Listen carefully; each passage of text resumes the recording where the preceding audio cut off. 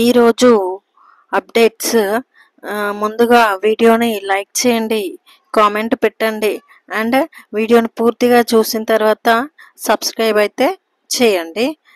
First one వచ్చేసి ఇందులో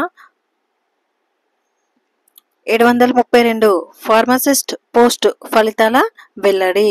రాష్ట్రంలో 732 ఫార్మసిస్ట్ పోస్టుల భర్తీకి సంబంధించిన పరీక్షా ఫలితాలను విడుదల చేసినట్లు సోమవారం medical and health services recruitment board తెలిపింది.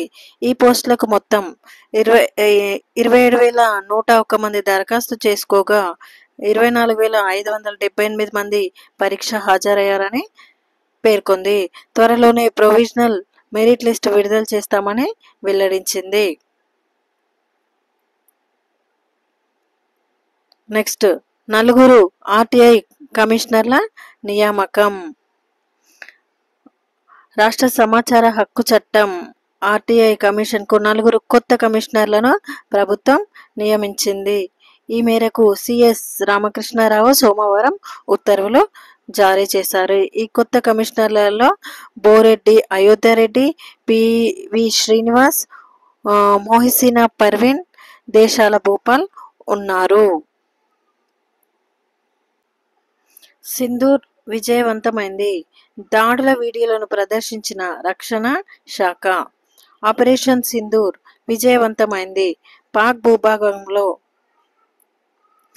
నష్టానికి బాధ్యత ఆ దేశ సైన్యానిదేనని రక్షణ శాఖ వర్గాలు స్పష్టం చేశాయి.